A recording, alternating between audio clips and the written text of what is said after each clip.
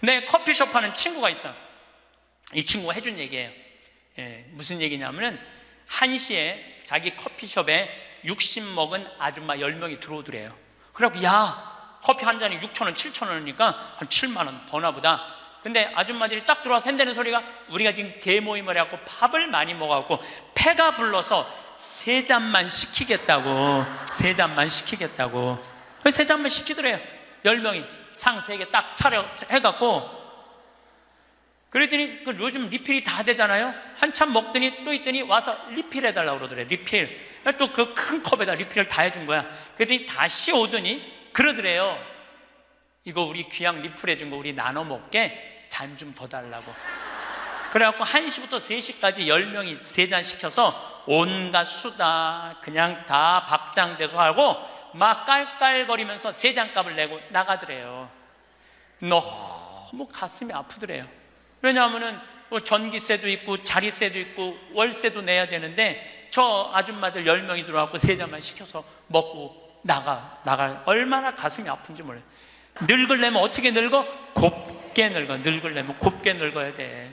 나이를 먹으려면 제대로 먹어야 된다는 거예요. 나는 그래서 우리 직원들 장 보러 나갈 때 절대 못 깎게 해요. 돈 못 깎게. 그거 300원, 400원 깎아서 뭐해. 우리 직원이 지난번에 그러더라고요. 자기가 저기 막 호박을 20개를 사는데 한 푼도 안 깎길래 하나 더 얹어주더래. 더 얹어주길래 아 이거 우리 신부님이 깎지 말라고 그런다고. 깎지 말란다고 그래. 나도 농사 짓는 사람이라요. 참 그 농사가 얼마나 어려운데 할머니들이 두릅 따 갖고 나오고 쑥 해 갖고 나오는 거 뭐 300원 깎는다 200원 깎는다 그러다 안 깎아주면 또 그냥 건너 갖고 사고 돌아다니면서 상처란 상처는 다 주고 다녀. 그리고 나 돈 아꼈다고. 참 그 정도로 200원 300원 깎고 돈 아낄 정도로 돈이 없으면은 그냥 집에 가만히 앉아 있어. 돌아다니지 말고. 저는 60된 여자친구들이 많아요.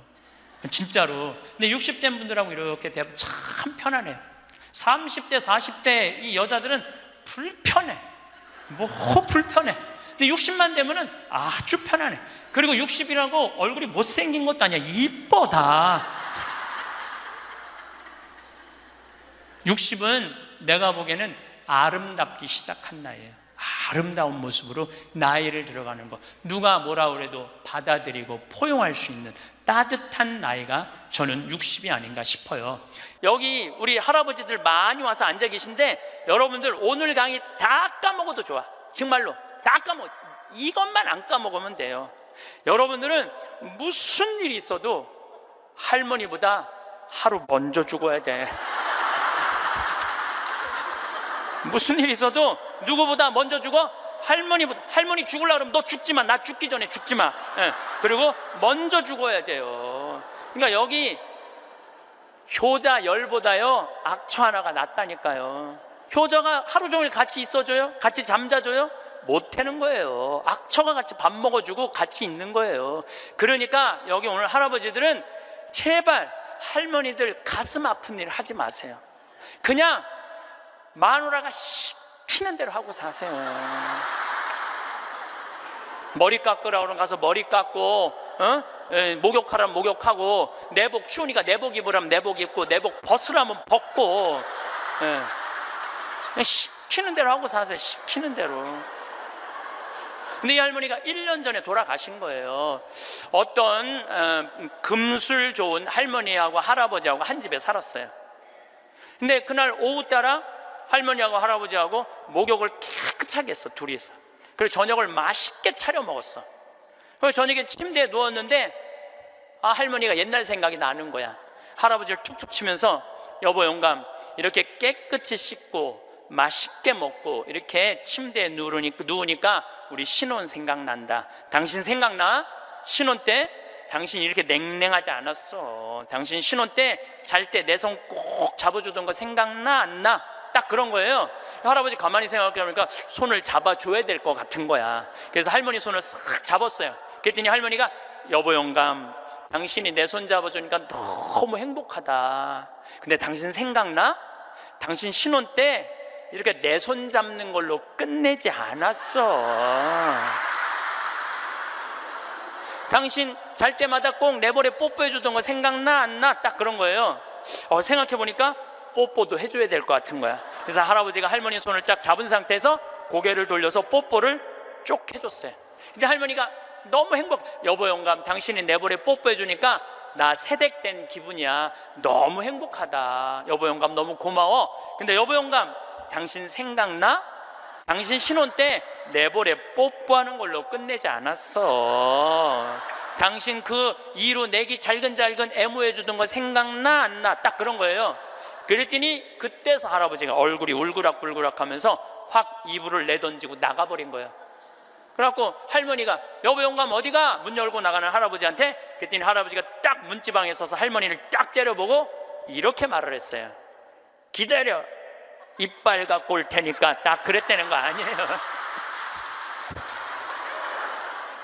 이제 여러분들 노인들은요 부부밖에 없어요. 정말 부부가 귀하게 여겨야 되는 거예요. 황창현 신부님의 행복특강 지금 바로 시작하겠습니다. 영상이 마음에 드신다면 구독, 좋아요, 알림 설정 부탁드립니다. 마지막에 황창현 신부님이 직접 쓰신 글도 함께 들으시면 좋겠습니다. 내가 40이 돼서 제일 감사한 것 중에 하나가 미운 사람이 하나도 없는 거예요. 그리고 미운 사람이 없다 보니까 마음의 평화를 많이 찾게 되더라고요. 근데 문제는 마음에 안 드는 놈들은 너무 많아. 근데 여러분들 인생 살면서 모든 사람들이 마음에 들 수 있을까요? 그건 불가능해요. 왜 불가능하냐면은 보수가 있고 진보가 있고 또 정치에 관심이 있는 사람이 있고 정치에 관심이 없는 사람이 있고 환경에 관심이 있는 사람이 있고 인권에 관심이 있는 사람하고 다 달라. 다 다른데 어떻게 나하고 생각이 다르다고 미워할 필요까지 있느냐 이거예요. 그냥 네모난 놈은 네모난 대로, 세모나면 세모난 대로, 동그라면 동그란 대로 인정해 주면 돼요. 그리고 제가 40이 들어서 제일 감사한 것 중에 하나가 30대 때는 일일이 다 지적해주고 가르쳐야지 속이 편했는데 40대는 안 그래요. 왜 안 그러느냐면 귀찮아. 그런 거를 일일이 다 신경 쓴다는 것 자체가 귀찮아요. 그런 것까지 신경 쓰고 살 필요가 없는데 뭐하러 그렇게 크고 세세한 것까지 관심을 갖고 사느냐 이거예요. 어제는 이제 수원 우리 두 번째 멘토 신부 성당에 가서 강의를 하게 됐는데 오늘 평화방송 한다고 좀 이렇게 마사지를 받으려고 그러는데 마사지 예약한 사람이 까먹고 집에 휴가를 가버렸다고 그러더라고요. 그래갖고 이제 직원을 바깥에서 운전하는 직원을 한 30분 정도 기다리는데 그 성균관대학 수원에 성균관대학이 있는 데인데 그 수많은 젊은 여대생들이 확 지나가더라고요. 그런데 참 슬픈 건지 좋은 건지 모르겠는데 지나만 가지 얼굴이 안 보여. 눈이 이게 침침해 갖고요. 이쁜 여자가 안 보여. 이쁜 여자가. 그것도 한편으로는 참 좋다 그런 생각도 들더라고요. 근데 이제 30분을 내가 길에서 기다리다가 직원이 뭐 때문에 잘못돼 갖고 늦게 도착을 했는데 내가 딱 탔는데 우리 직원이 그러는 거예요. 지금 왜 신경질을 안 부리세요? 그러더라고요. 근데 부리고는 싶은데 기운이 없어. 신경질 부릴 기운이 없어. 그래서 나이를 먹는 게 좋은 면도 있구나. 사소한 것에 신경이 점점 멀어지는 참 좋은 것도 있구나 이런 생각이 들어요. 제가 늘 강의 때 말씀드리지만은 우리가 모든 사람 사랑하기 쉽지 않아요. 근데 문제는 동그란 사람들이야. 마음이 예쁜 사람들은 모든 사람 사랑하려고 그래요. 난 그 사람들이 제일 짜증나는 사람들이에요. 모두 사랑하려고 덤비는 사람들. 예수님은 모두 사랑하라고 그런 적이 없어요. 서로 사랑하라고 그랬죠. 이제 모두 사랑하라고 그랬어요. 여러분도 오늘 이후부터 서로 사랑하세요. 우리 인생에는 궁합이 맞는 사람이 있어요. 이거 아주 중요합니다. 나하고 궁합이 맞는 사람이 있어요. 저는 내 인생에 참 궁합 맞는 사람들이 많은 편인데 내 인생에 가장 궁합 잘 맞았던 분은 2012년에 돌아가신 87세에 돌아가신 김창린 필립보 신부님이 나하고 궁합이 제일 잘 맞았던 신부님이에요. 근데 이 신부님은 내가 신학생 때 별명이 호랭이 신부님이에요. 호랭이 신부님. 호랭이 신부님인데 얼마나 무서웠느냐 하면은 미사 딱 시작, 문 딱 잠궜어요. 미사 시작하면은. 그리고 미사 때 움직이잖아요? 그 자리에서 쫓아냈어요. 나가라고. 미사 때 움직이면은. 조금도 떠드는 걸 못 보셨어요. 조금만. 만약에 애가 뛰어다닌다, 그럼 애 3살, 4살도 욕을 바가지로 얻어먹어요. 욕을. 에? 그리고 그 엄마는 말할 것도 없고. 하면은 내가 그 신부님 철산성당 보좌 신부로 있을 때인데 미사라는데 꼬마가 저 앞에서부터 오는 거야. 모든 교우들이 얼음이 됐어요. 혼날 거 이제 시작이 되니까. 근데 신부님 딱 미사 다 멈춘 거예요. 얘는 아무것도 모르고 막 3살, 4살짜리가 오는 거야. 근데 딱 신부님이 입이 참 북한 분이라 거치세요. 이 애새끼 엄마 누구냐고. 나오라고. 이 거룩한 미사에 이렇게 애새끼를 막 놔두고 이 엄마 나오라고. 근데 진짜 중요한 거는 그 엄마가 끝까지 안 나왔다는 거예요. 너무 무서우니까 못 나온 거야.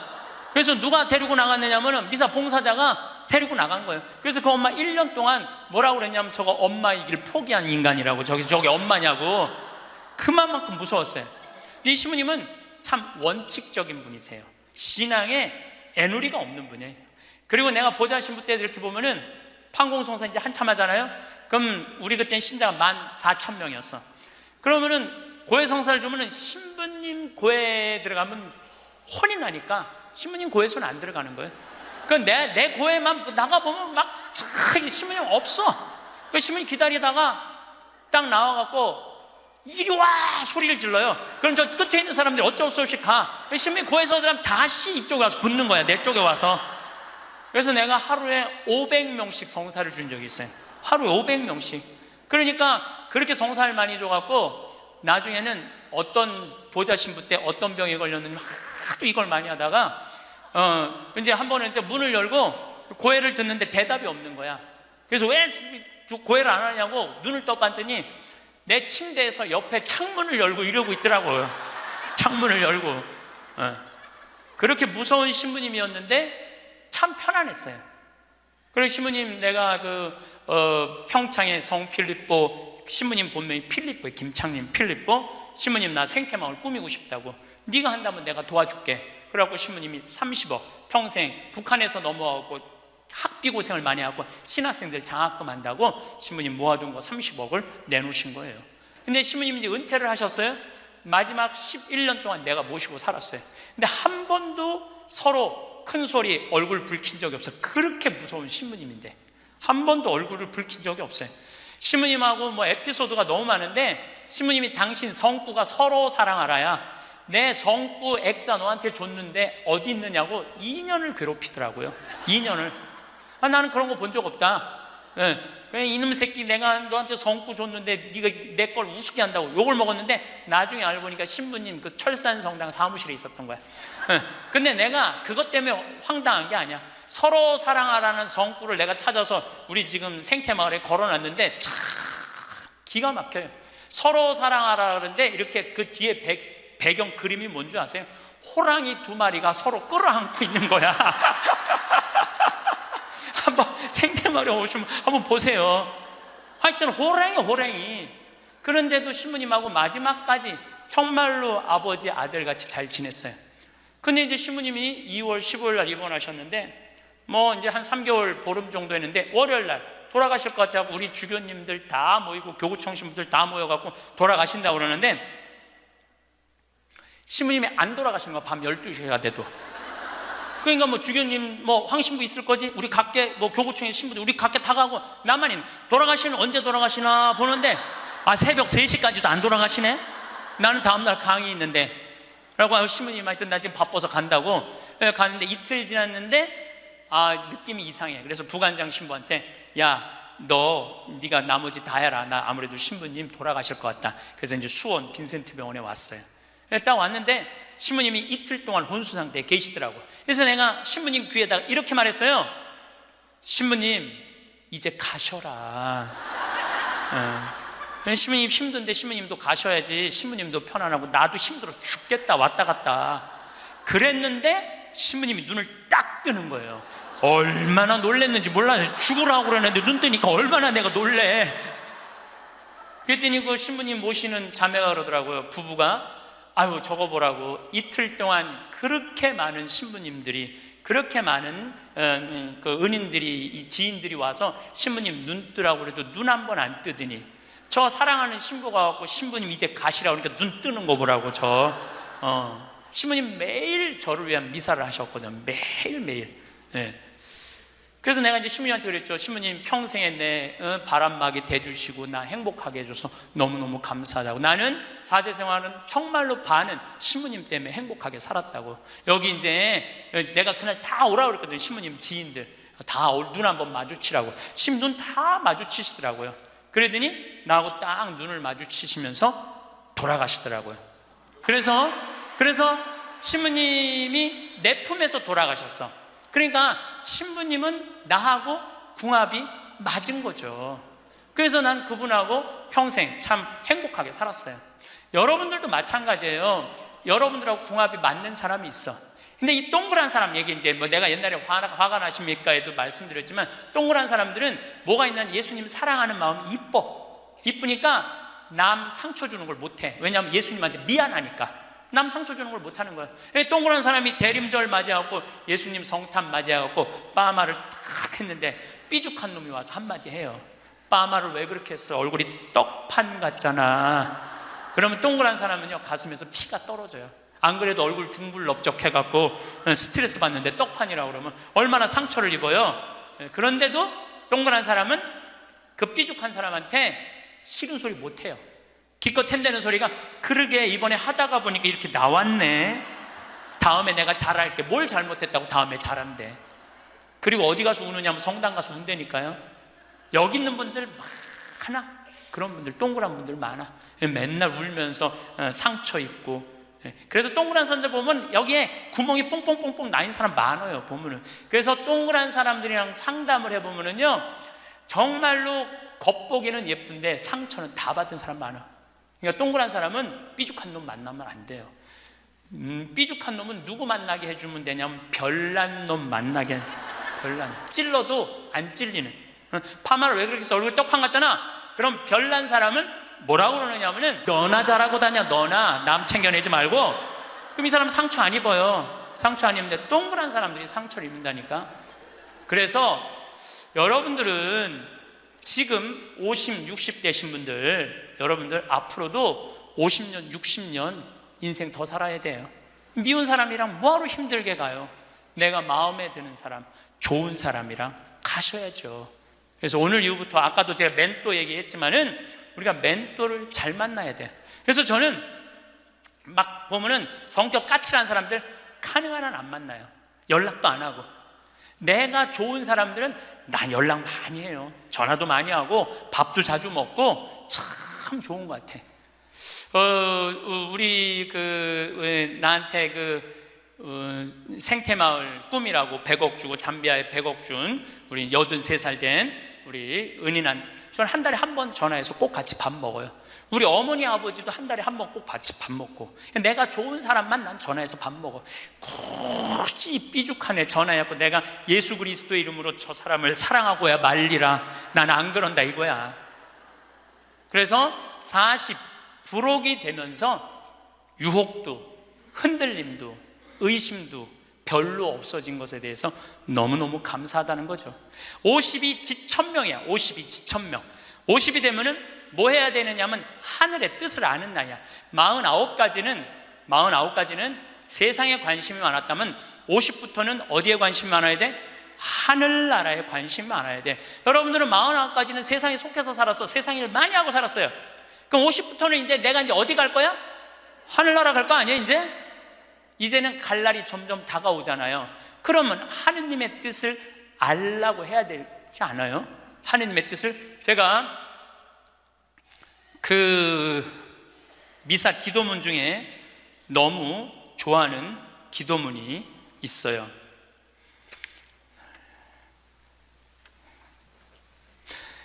하느님 아버지 성찬의 전례 때예요. 저희가 그리스도의 죽음과 부활을 기념하며 생명의 빵과 구원의 잔을 봉헌하나이다. 또한 저희가 아버지 앞에 나와 봉사하게 하시니 감사하나이다. 많이 들어봤죠?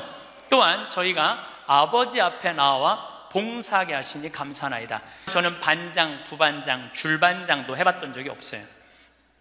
우등상도 타봤던 적이 없어요. 내 평생에 1등이라는 건 한 번도 해본 적이 없어요. 1등이라는 건 한 번도 해본 적이 없어요.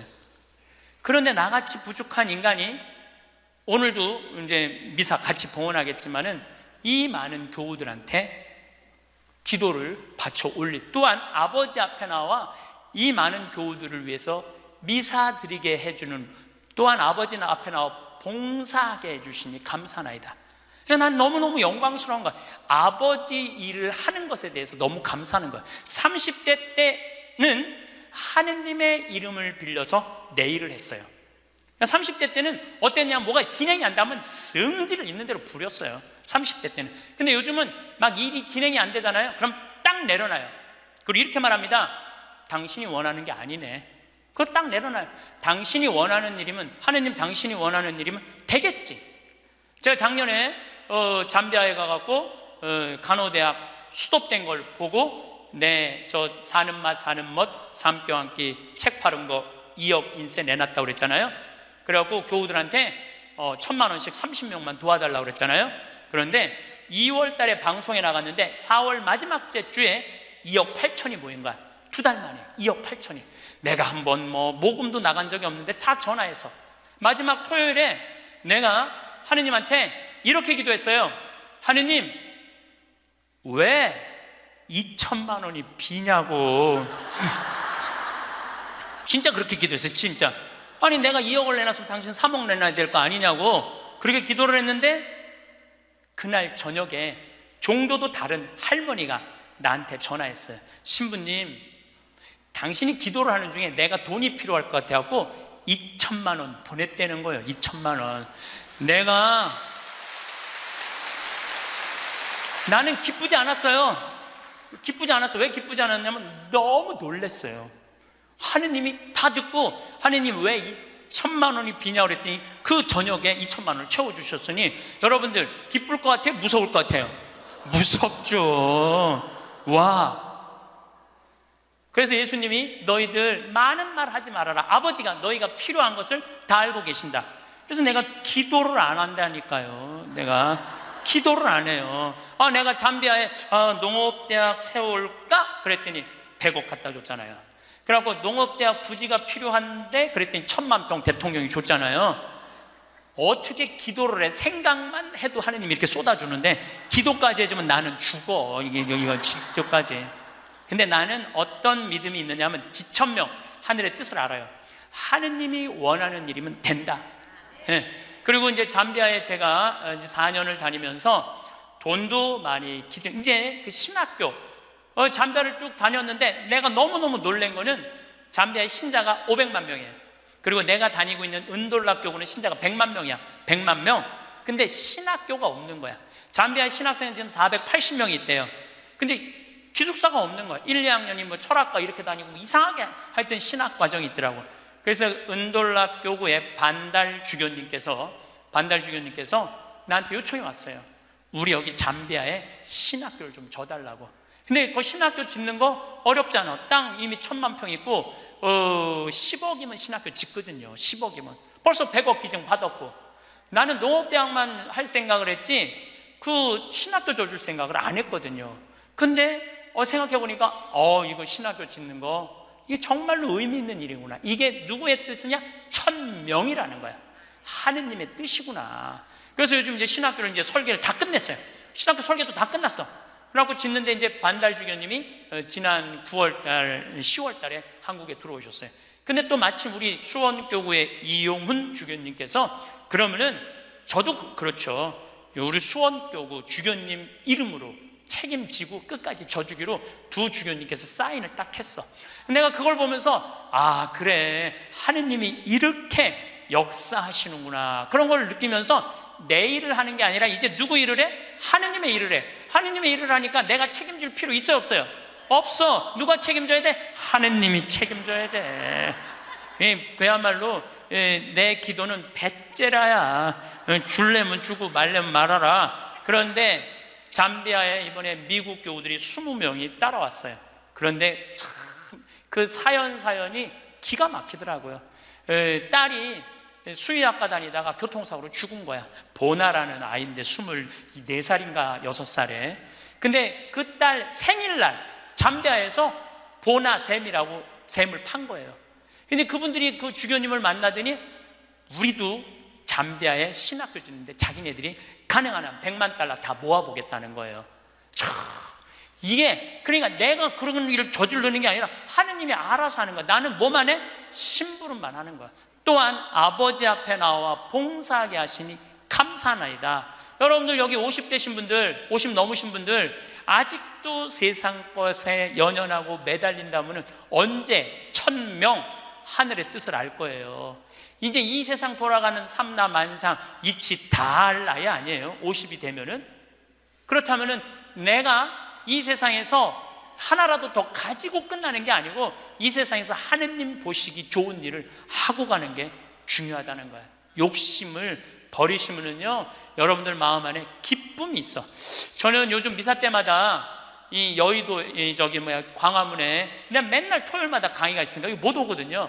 근데 미사 때마다 저 100만 명이 아무 사고 없이 크게 서로 막 경찰이 막 최루탄 물대포 쏘고 이런 일 없이 우리의 의사를 잘 표현하게 해달라고 아무 사고 없이 기도해요. 우리나라 평화를 위해서. 내가 우리나라 평화를 위해서 미사일 지향을 내가 드릴 수 있는 사제가 된다는 거 너무 감사하더라고요. 그래서 여러분들도 하느님 아버지 내가 구역장으로 봉사하게 하시니 감사하나이다. 하느님 아버지 내가 성모회장으로 봉사하게 하시니 감사하나이다. 하느님 아버지 내가 반장으로 봉사하게 하시니 감사하나이다. 이렇게 기도해야 돼. 근데 50이 돼갖고 기껏 텐대는 소리가 하느님 이번에 프레스디움 단장 안 하게 해주시니 감사하나이다. 이러면 안 된다는 거예요. 62순이라고 해. 62순. 이순이라는 건 뭐냐면 60이 되면 귀가 편안해야 되는 나이예요. 60. 화가 나지 말아야 돼. 누가 내 욕을 해도 화가 나지 말아야 돼. 근데 60 된 분들 막 누가 내 욕을 해. 그럼 뭐라 그래? 나를 내가 산전수전 다 겪었는데 날 뭘로 보고 내 욕을 해? 내가 이놈을 뻔때를 보여주리라. 이때부터는 나이를 헛먹는 거예요. 누가 내 욕을 해도 화가 나지 말아야 돼. 내 커피숍 하는 친구가 있어. 이 친구가 해준 얘기예요. 무슨 얘기냐면은 1시에 자기 커피숍에 60 먹은 아줌마 10명이 들어오더래요. 그래갖고 야 커피 한 잔이 6,000원 7,000원이니까 한 7만 원 버나 보다. 근데 아줌마들이 딱 들어와서 한다는 소리가 우리가 지금 개모임을 해갖고 밥을 많이 먹어갖고 패가 불러서 3잔만 시키겠다고. 3잔만 시키겠다고. 3잔만 시키더래요. 10명이 상 3개 딱 차려 해갖고. 그랬더니 요즘 리필이 다 되잖아요. 한참 먹더니 또 있더니 와서 리필 해달라고 그러더래. 리필. 또 그 큰 컵에다 리필을 다 해준 거야. 그랬더니 다시 오더니 그러더래요. 이거 우리 귀양 리필 해준 거 우리 나눠 먹게 잔 좀 더 달라고. 그래갖고 1시부터 3시까지 10명이 3잔 시켜서 온갖 수다 그냥 다 박장대소 하고 막 깔깔거리면서 3잔 값을 내고 나가더래요. 너무 가슴이 아프더래요. 왜냐하면은 전기세도 있고 자리세도 있고 월세도 내야 되는데 저 아줌마들 10명이 들어와서 3잔만 시켜서 먹고 나가 얼마나 가슴이 아픈지 몰라요. 여러분들 돈이 없으면은 막심 골드 그 150원이야. 스틱 커피 그거 10개 사면 1,500원이야. 그럼 보온병 사다가 종이컵 사다가 종이컵은 안 되지만은 그냥 그 앞에 공원이거든. 그거 먹으면 되지. 왜 그 남의 상처를 이걸 뭐라고 하냐면은 나이값도 못한다고 그러는 거야. 늙으려면 어떻게 늙어? 곱게 늙어. 늙으려면 곱게 늙어야 돼. 나이를 먹으려면 제대로 먹어야 된다는 거예요. 나는 그래서 우리 직원들 장 보러 나갈 때 절대 못 갖게 해요. 돈 못 갖게. 그거 300원, 400원 깎아서 뭐해? 우리 직원이 지난번에 그러더라고. 자기가 저기 막 호박을 20개씩 사는데 한 푼도 안 깎길래 하나 더 얹어주더래. 더 얹어주길래 아, 이거 우리 신부님이 깎지 말라고 그런다고. 깎지 말란다고 그래. 나도 농사 짓는 사람이라요. 참 그 농사가 얼마나 어려운데. 할머니들이 두릅 따 갖고 나오고 쑥해 갖고 나오는 거 뭐 300원 깎는다, 200원 깎는다 그러다 안 깎아주면 또 그냥 건너 갖고 사고 돌아다니면서 상처는 다 주고 다녀. 그리고 나 돈 아꼈다고. 참, 그 정도로 200원, 300원 깎고 돈 아낄 정도로 돈이 없으면은 그냥 집에 가만히 앉아 있어. 돌아다니지 말고. 예. 그래서 나이값을 해야 된다는 거예요. 나이값. 늙으려면 어떻게 늙어? 곱게 늙어야 돼. 늙으려면. 그리고 60이 되면은 이순이라는 게 뭐냐면은 누가 내 욕을 해도 화가 나지 말아야 되는 것뿐만 아니라 이해 안 되는 게 없어야 돼요. 삼라만상 우주, 아까 1000명이라고 그랬죠. 1000명 안에는 우주 만물의 조화까지 다 알아야 돼. 그 60이 되면은 이해 안 되는 게 없어야 돼. 내가 60대신 분 중에 너무너무 멋있는 분 한 분을 알고 계세요. 난 그분 지금 얼굴도 본 적이 없는 분이에요. 얼굴도 본 적이 없는데 이분이 얼마나 멋있느냐 하면은 성모회장이래, 어느 성당에. 근데 내 후배 신부 중에 하나가 5년 전에 옷을 벗었어요. 신학교 때 내가 굉장히 예뻐했던 아이인데 자기 기쁘지 않대. 사제로서 기쁘지 않대. 사제로서 기쁘지 않으니까 미사를 드릴 수가 없는 거예요. 그거 여자 문제보다도 더 고통스러운 거예요.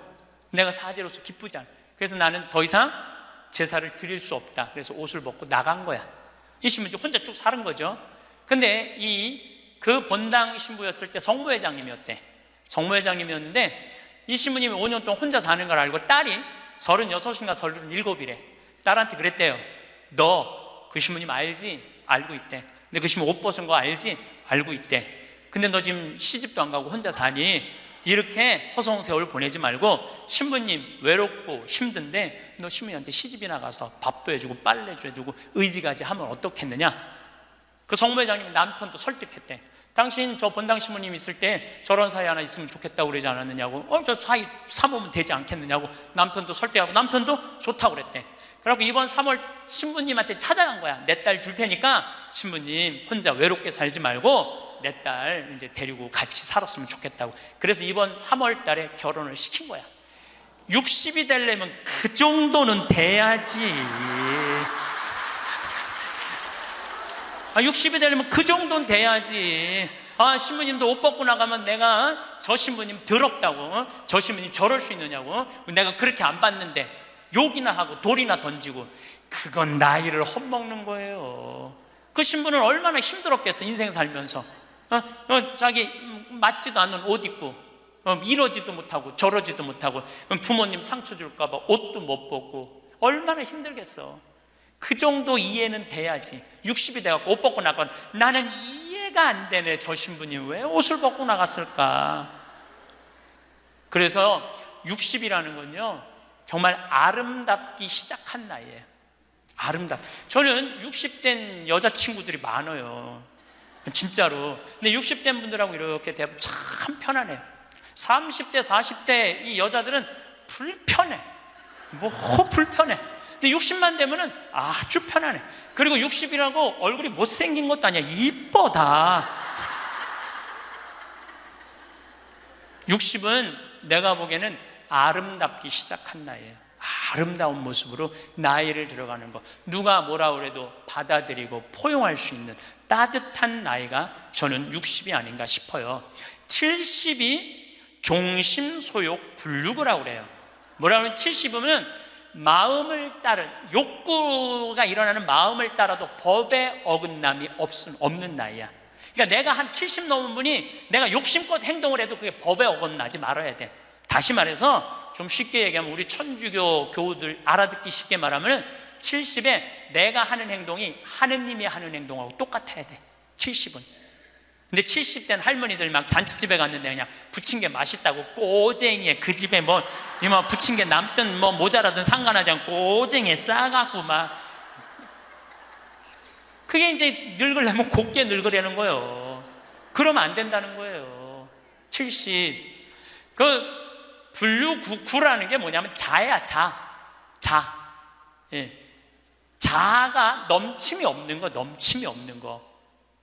우리 요셉 성인을 의인이라고 그러죠? 왜 의인이라고 그러는지 아세요? 목수들은 자가 생명이에요. 그래서 길이가 정확해야 돼. 그래서 목수들은 재판할 때도 누구를 불러냐? 목수를 불러요. 목수를 불러갖고 이 사람이 정확하게 계산한 거냐? 누가 다 계산해줘?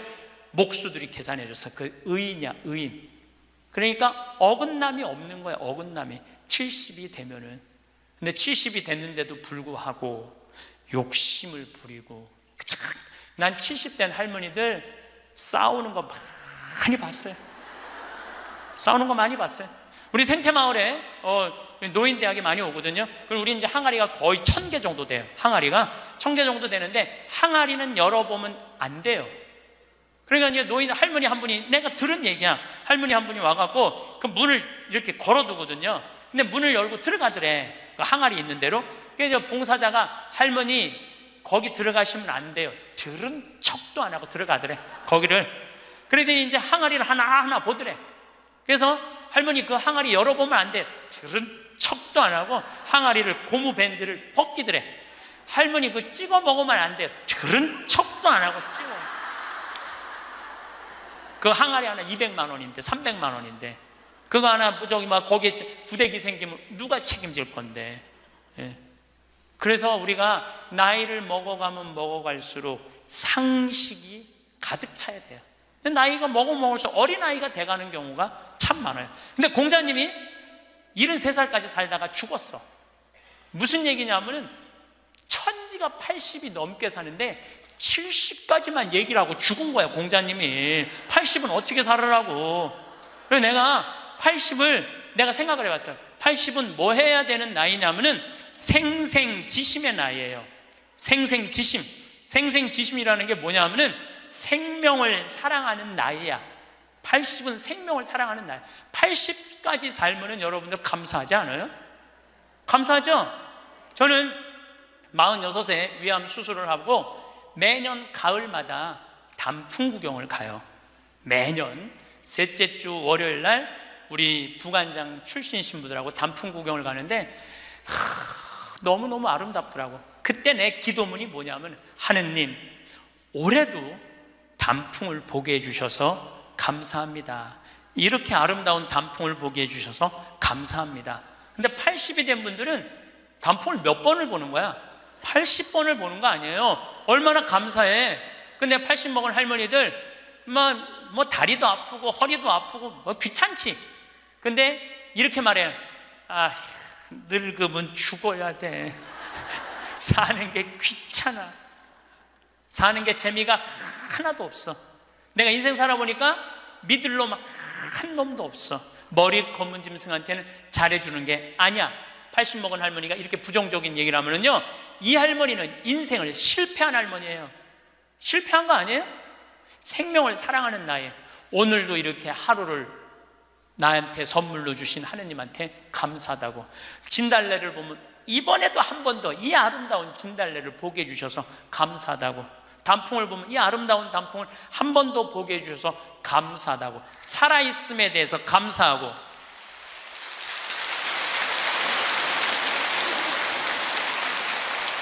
생명에 대해서 사랑하는 마음.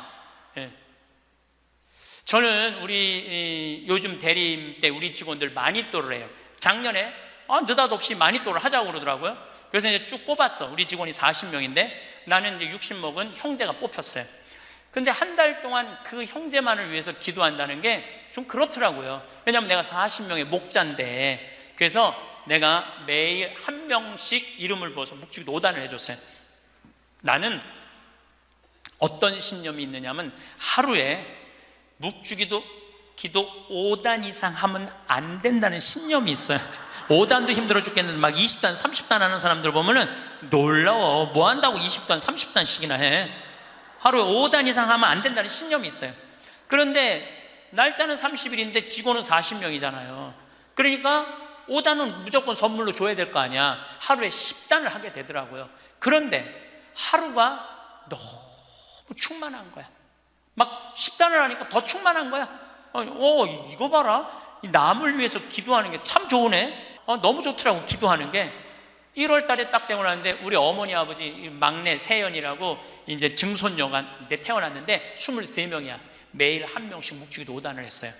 2월 달에는 내가 이제까지 살아오면서 나하고 사이 좋았는데 죽은 사람들 위해서 묵주기도 5단. 여러분들 여기 화랑에 작년 12월 14일 날 내 친구 신부 김순겸 사도 요한 신부가 모잠비크에서 선교사 하다가 죽었어, 교통사고로. 근데 그 신부가 그림 그린 거 여기 지금 전시해요.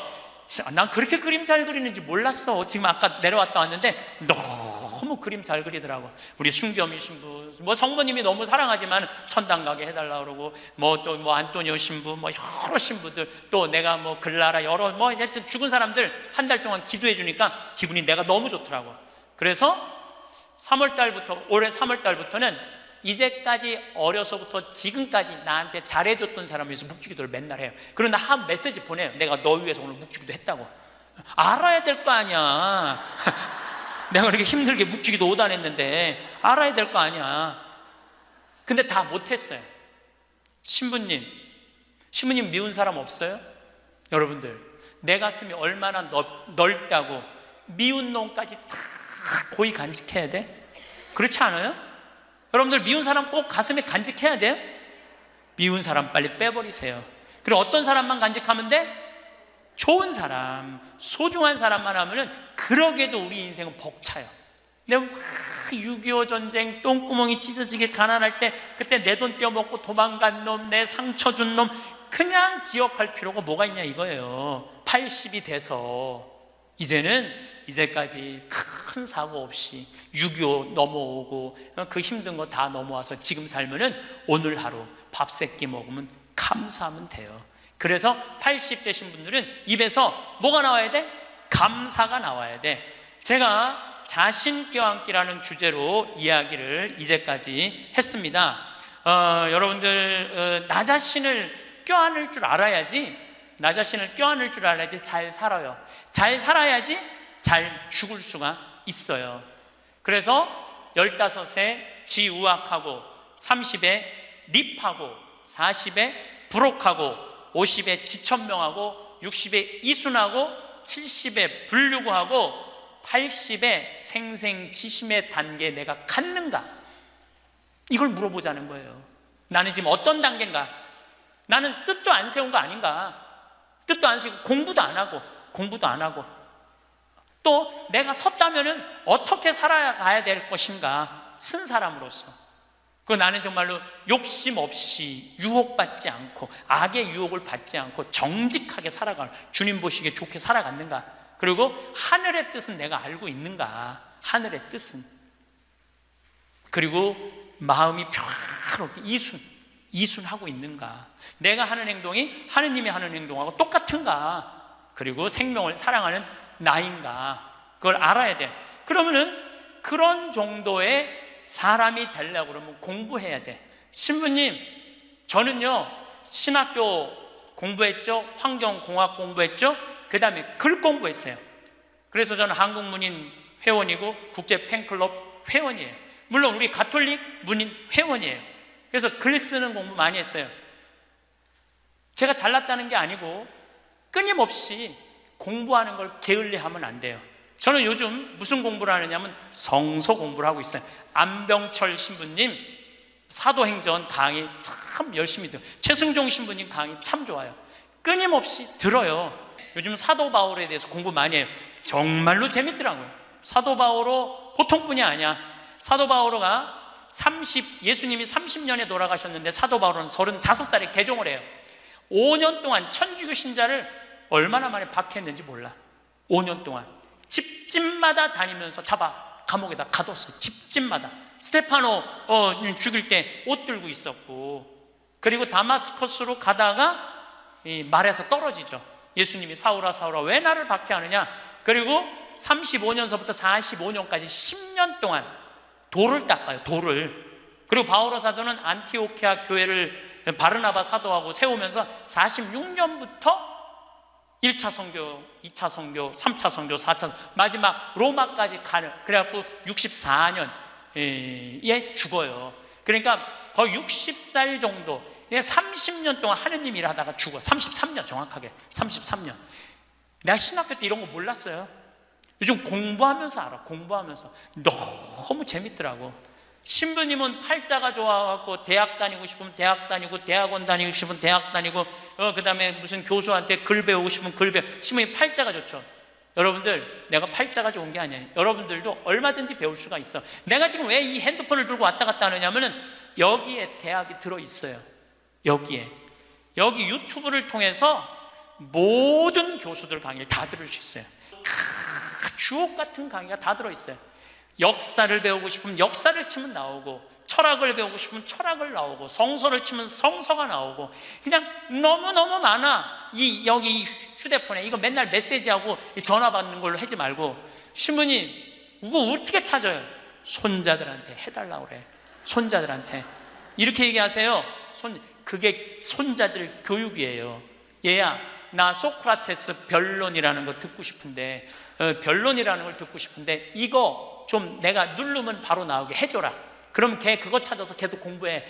맨날 게임만 하다가 할머니가 이거 좀 깔아달라고 그러면 걔 기가 막히게 깔아줘요. 누르면 나와. 누르면. 맨날 요새 뭐 대통령 욕하는 거 이런 거 텔레비 여러분들 영혼. 내가 왜 대통령 욕 안 했는지 알아요? 내 입이 싫어서 안 한 거예요. 내 입이. 예. 지금 얼마나 이 아름답고 멋있는 일이 많은데 그런 거에 내 영혼, 여러분들 영혼 망가질 거 하나 없어요. 결국은 내가 서야 돼. 내가 깨우쳐야 돼. 배우고 익히니 이 또한 기쁘지 아니한가? 라는 우리 공자님 말씀대로 저는 여러분들이 공부했으면 좋겠어요. 공부를 하면은요, 소크라테스 말씀처럼 지식은 덕으로 가고 덕은 곧 행복으로 이어진다는 거예요. 그래서 우리 교우들 열심히 공부하셔서 조금 더 성숙한 사람으로 변화되어 나갔으면 좋겠어요. 영광송 바치겠습니다. 성부와 성자와 성령의 이름으로. 영광이 성부와 성자와 성령께. 성부와 성자와 성령의 이름으로. 아멘. 감사합니다. 시작 기도 바치겠습니다. 성부와 성자와 성령의 이름으로. 이 기도는 동아일보에 어느 95살 되신 분의 회한을 적은 내용입니다. 어느 95세의 어른의 숙인. 나는 젊었을 때 정말 열심히 일했습니다. 그 결과 나는 실력을 인정받았고 존경을 받았습니다. 그 덕에 65세 때 당당한 은퇴를 할 수 있었죠. 그런 내가 30년 후인 95살 생일 때 얼마나 후회의 눈물을 흘렸는지 모릅니다. 내 65년의 생애는 자랑스럽고 떳떳했지만 이후 30년의 삶은 부끄럽고 후회되고 비통한 삶이었습니다. 나는 퇴직 후 이제 다 살았다. 남은 인생은 그냥 덤이다 라는 생각으로 그저 고통 없이 죽기만을 기다렸습니다. 덧없고 희망이 없는 삶. 그런 삶을 무려 30년이나 살았습니다. 30년의 시간은 지금 내 나이 95세로 보면 3분의 1에 해당하는 기나긴 시간입니다. 만일 내가 퇴직할 때 앞으로 30년을 더 살 수 있다고 생각했다면 난 정말 그렇게 살지는 않았을 것입니다. 그때 나 스스로가 늙었다고, 뭔가를 시작하기에는 늦었다고 생각했던 것이 큰 잘못이었습니다. 나는 지금 95살이지만 정신이 또렷합니다. 앞으로 10년, 20년을 더 살지 모릅니다. 이제 나는 하고 싶었던 어학 공부를 시작하려 합니다. 그 이유는 단 한 가지. 10년 후에 맞이하게 될 105번째 생일날, 95살 때 왜 아무것도 시작하지 않았는지 후회하지 않기 위해서입니다. 성부와 성자와 성령의 이름으로 아멘. 우리가 죽는 날만 기다리는 사람은 사는 게 재미가 하나도 없어요. 죽는 날만 기다리는 사람은. 이분은 65살에 은퇴하고 나는 죽는 날을 이제 죽을 거야. 그리고 몇 년 동안 죽는 날을 기다렸느냐면 30년 동안 죽는 날을 기다린 거야. 95살까지. 그러니까 30년 동안 돌아보니까 그 30년이 너무나 멀쩡했거든. 그 너무 아까워. 30년이. 내가 죽는 날만 기다리지 말고 65살서부터 95살 때까지 정말로 먹고 마시고 놀았다면 얼마나 행복했겠어요. 근데 이분은 그러지 못했던 거예요. 늘 드리는 말씀이지만 이제 60 되신 분들은 100살까지 삽니다. 60 되신 분들은 40년 남았어요. 50 되신 분들은 110살 삽니다. 내가 51인데 내가 몇 년 남았느냐면 59년 남았어요. 내가 59년. 이제까지 산 것도 아니에요. 40살들은 120살까지 살 겁니다. 그제 여러분들 먹는 당뇨병 안에, 그 약 안에 기가 막힌 좋은 물질이 있대요. 당뇨병 안에. 그래서 그 약을 잘만 이제 컨트롤하면, 그 약을 잘 먹으면 120살까지 사는데 별 문제가 없다는 거예요. 러시아에서는 노화 물질을 느리게 하는 약을 개발해낸 거예요. 그래서 이 약을 먹으면 70살이 돼도 안 늙는 거야. 70살이 돼도 20살 같이 몸매가 좋고 피부도 좋다는 거예요. 이제 이 약을 먹기 시작하면은, 제가 아까 말씀드렸듯이 세상은 완전히 새로운 세상이 펼쳐지고 있는 거예요. 그래서 미래 학자들이 앞으로는 애를 몇 살에 낳는 게 가장 합리적이냐면은 70살에 낳는 게 가장 합리적이라는 거예요. 70살에 애를 낳는 게. 그런데 저는 여기에 전적으로 동의합니다. 여기 지금 7, 80 되신 분들 다 20살에 시집 가셔서 애 낳고 살았을 거예요. 그럼 생각을 해봐요. 20살에 애 낳고 행복한 거냐? 애 한 살 때 행복하고 그 다음부터 자식 때문에 평생 속 새까맣게 끓고 사는 거예요. 여기 있는 분들 말을 안 해서 그렇지 얘기해보면은요, 지금 평생 자식 때문에 속 썩고 사는 분들 많을 거예요. 생각을 해봐라. 내가 100살까지 살면은 20살부터 100살까지 80년 동안 자식 때문에 속 썩고 사는 게 나아요? 아니면은 늙음하게 70에 나가고 한 30년 보다가 죽는 게 나아요? 어느 게 나아요? 어느 게 나아요? 늙음하게 자식 보다가 죽는 게 훨씬 나은 거예요. 저는 그래서 70에 애 낳는 게 좋다고 생각이 들어요. 70에 애 낳는 게. 4년 전에 우리나라가 100살 이상이 1,800명이었어요. 여자가 1,700명, 남자가 100명이에요. 100명. 여자들이요 안 죽어요. 여자들이 이상하게. 그런데 작년에 우리나라가 100살 이상이 몇 명이냐면은 15,000명이에요. 15,000명. 이제는 제가 보기엔 총알같이 이제 100살 이상이 50만 명, 100만 명 시대도 온다는 거예요. 100살 이상이. 근데 80살까지는 괜찮아요. 오래는 데도 있고 갈 때도 있고. 근데 80살이 넘으면은 갈 때도 없고 올 때도 없어요. 80살이 넘으면은. 그러니까 80살 넘는 분들 대부분은 어떻게 사느냐 하면은 뒷방에 앉아갖고 하루 종일 앉아있는 거. 뒷방에 앉아갖고. 그럼 뒷방에 하루 종일 앉아있는 분들 웃을 것 같아? 안 웃을 것 같아요? 안 웃어요. 웃을 일이 있어요? 혼자 하하하 하고 뭐 방에서 뭐 하고 그렇게 웃어요? 안 웃어요. 그러니까 하루 종일 한 번도 안 웃는 건 문제도 아니야.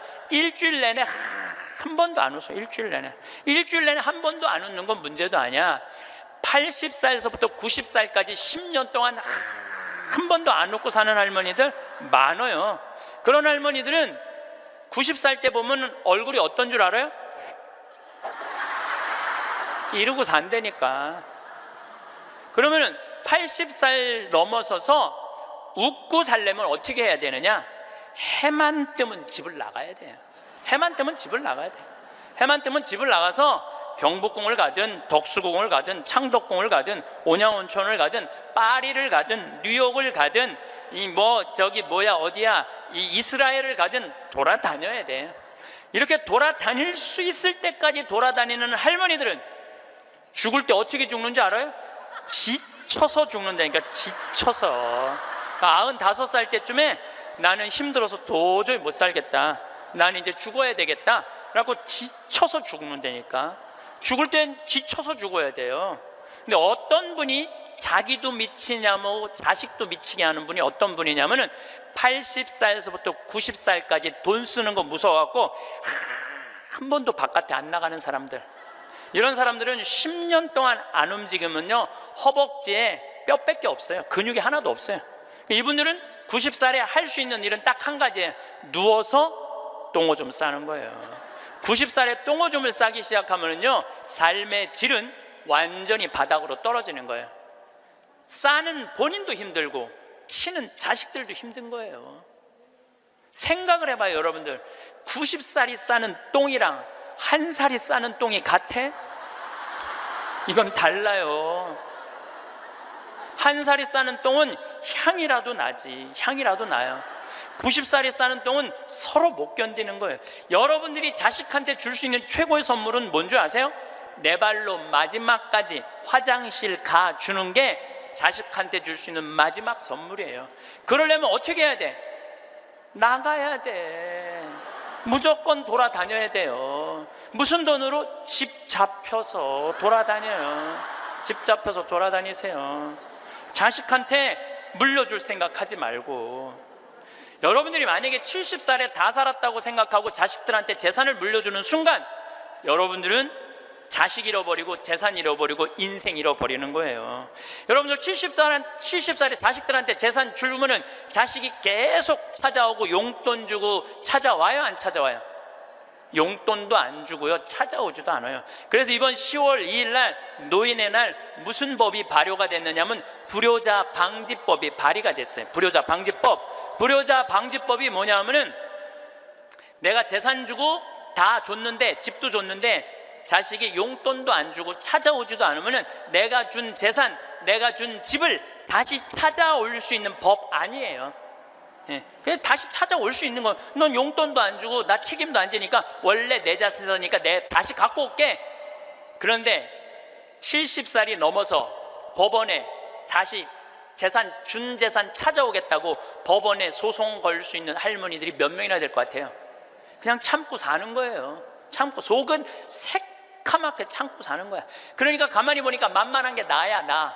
예, 왜냐하면 저 신부님한테 찾아가면 저 신부님은 나를 받아줄 것 같은 생각이 드는 거지.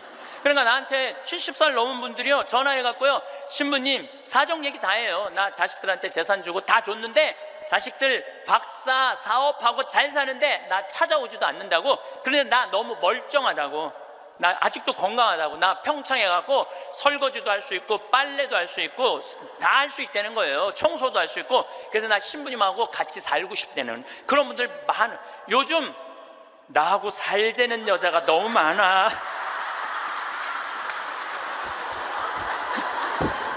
일년에 500명도 더 되는 것 같아. 그래서 제가 그 편지들을요 지금은 다 모아놔요. 왜 모아놓냐면 그 내용이 기가 막혀요. 내용이, 내가 신부님 자식을 어떻게 키워서 어떻게 성공시키고 어떻게 재산을 물려줬는데 나한테 이럴 수가 있느냐고 그렇게 구구절절 편지 쓰는 분이 많아요. 그런데 그 자식 재산은 찾아올 생각하지 않고 내가 자식보다 낫게 생각이 드는 거지. 나하고 살자고. 내가 직접 받은 전화인데 85살 된 할머니예요. 85살 됐는데 70에 아들이 그러더래요. 어머니, 나 이제 어머니 어차피 모셔야 되고 어머니도 이제 나하고 같이 살아야 되지 않느냐. 그러니까 나 5천만 원 있고 어머니 3억 있는데 그 돈 나한테 주면은 내가 아파트 분양 받아서 어머니 모시고 살겠다고. 자기는 5천만 원 투자하고 엄마는 3억 투자하고 자기가 모시고 살겠다고. 자기가 들어가서 사는 건데 말은 자기가 모시고 산다고. 근데 이 할머니가 이런 생각이 들었대요. 내가 살면 얼마나 사나? 아들이 아파트 얻겠다는데, 그래서 그 3억을 주고 들어가서 살기 시작했대요. 여러분들, 나이를 먹어서 자식이 내 집에 들어와서 사는 거랑 내가 자식 집에 들어가서 사는 거는 하늘과 땅 차이예요. 하늘과 땅 차이예요. 만약에 자식이 들어와서 사는데 마음에 안 들잖아요? 나가라고 그러면 돼. 근데 만약에 내가 자식하고 같이 살겠다고 합쳤는데 자식이 너무 마음에 안 들어, 며느리가 너무 마음에 안 들어, 그리고 대개 80된 분들은 며느리가 몇 살쯤 되냐면 60살쯤 돼요. 이 60살쯤 되는 며느리는 눈에 뵈는 게 없는 사람들이에요. 그럼 누가 나가야 돼? 80살짜리가 들고 나가야 돼요. 80살짜리가 나가야 돼요. 이게 현실이에요, 현실. 제가 며칠 전에도 들은 얘기예요. 6억을 들고 할머니가 아들 집으로 들어갔대요. 아들 집으로 6억을 들고 들어가든 60억을 들고 들어가든 그건 아무 상관이 없어요. 자식 집에 들어가서 사느냐 안 사느냐, 그게 중요한 거예요. 그런데 6억을 들고 들어갔는데 냉장고에 있는 사과도 마음대로 못 먹겠더라는 거예요. 왜냐하면 이거 혹시 며느리가 손자 주려고 갖다 놓은 거 아닌가. 그래서 전화를 했는데요. 얘야, 나 이거 먹어도 되느냐고. 왜 그러고 사느냐 이거예요. 그냥 혼자 편안하게 6억짜리면 3억짜리 아파트 가고 3억은 은행에다 넣어놓고 한 달에 100만 원만 써도 30년을 먹고 살 수 있는데 왜 그렇게 사느냐 이거예요. 그리고 이제 여러분들의 인생의 주인공은 누구냐면 여러분들이에요. 자식이 여러분들 효도할 수 없어요. 이제는 효도는 할 수 없는 세상이에요. 제가 아주 단언을 합니다. 여러분들 효도는 할 수도 없고 받아 먹을 수도 없는 세상이에요. 생각을 해봐요. 여러분들 110살까지 산다고 생각을 해봐요. 110살 먹은 엄마가 90살 먹은 아들한테 전화해갖고 얘야, 너 왜 나 요즘 안 찾아와? 그러면은 90살 먹은 아들이 당황스러울 거예요. 엄마 아직도 안 죽은 건가? 죽었는지 안 죽었는지 헷갈리는데, 가끔씩 엄마가 전화해갖고 너 왜 나 안 찾아오냐면 아들이 90살 먹은 아들이 당황스러울 것 같아요, 안 당황스러울 것 같아요?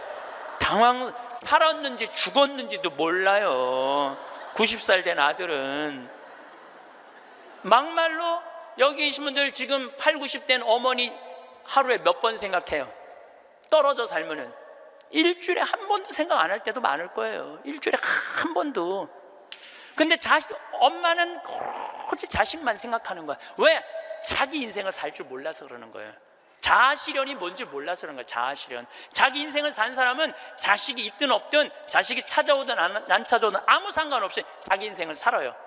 근데 자기의 삶이 없는 사람은 오로지 자식만 쳐다보고 110살 때도 90살 먹은 아들한테 너 왜 나 안 찾아와? 나 너밖에 없는데. 그럼 아들이 엄마가 지금 죽었다가 살아난 건지 살았다가 죽은 건지 이거 헷갈린다니까요, 아들이.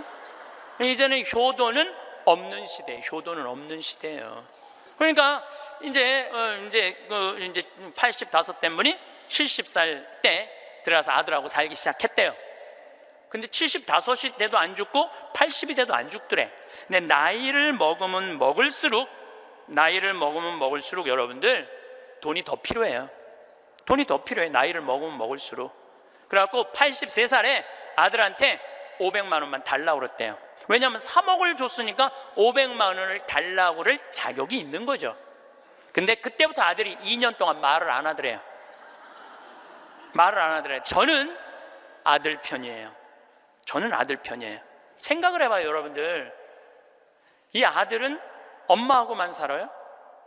60살 된 며느리하고 사는 거예요. 며느리가, 아내가 맨날 뭐라고 그럴 것 같아? 나 저 시어머니하고 사는 거 지겨워. 당신 택해. 엄마야, 나야. 맨날 그래도 모시고 살아야지 어떻게 해? 지금 어머니 어딜 가라고 그런다고 맨날 이렇게 달래는 와중에 그런 상황도 모르고 500만 원 내놓으라 그러니까 이 아들이 엄마 쳐다보기가 싫은 거예요. 2년 동안 말을 안 하더래. 2년 동안. 여러분들 한 집에 사는데 아들이 2년 동안 나 사람 취급 안 하고 말 안 하면 그 집에서 살고 싶겠어요? 살고 싶지 않죠. 그러니까 나이를 먹으면 또 어떤 문제가 있냐면 안 보이죠, 안 들리죠, 기억력 까무락까무락 그러죠, 여기 아프죠, 저기 아프죠. 그러면 그 입에서 나 행복하다, 나 기쁘다 이런 말 나올 것 같아요? 아이고 지겨워, 아이고 사는 거 힘들어 죽겠어, 차라리 죽는 게 나, 맨날 이 말 할 것 같아요. 좋은 소리도 여러 번 들으면 짜증나는데 지겹다, 죽겠다, 섭섭하다는 소리 10년 이상 들으면요 정말로 죽고 싶을 만큼 힘든 거예요. 그러니까 2년 동안 말 안 하는 거야. 이 할머니도 그 집에서 사는 게 너무 자존심이 상하는 거야. 그러니까 나한테 전화해갖고 신부님 생태마을 방 하나 달래는 거야. 와서 살겠다는 거야. 나 아직도 건강하다 이거예요. 85살이 그것도 알몸으로 와서 나하고 산다는 거야. 알몸으로. 아니 내가 20살이 나하고 와서 산다고 그래도 살까 말까 고민을 지금 해야 될 판국인데 85이 아들한테 3억 다 주고 나한테 와서 알몸으로 살겠다고. 할머니, 우리 생태마을은 피정집입니다. 그래서 할머니 드릴 방이 없습니다. 아니 내가 그 방 많은 거 아는데 왜 방이, 그 많은 방이 비느냐 이거예요. 내놓으라는 거예요. 아니, 할머니 죄송하다고, 우리는 피정집이라 내년 지금 10월 달까지 지금 실질적으로 거의 예약이 끝났어요. 할머니 드릴 방이 없어, 죄송해요. 그러니까 아니 방송 보면 우리 노인들 마음을 가장 잘 아는 분이 신부님인데 막상 통화해 보니까 보는 거하고 다르다 이거예요. 방송 보는 거하고.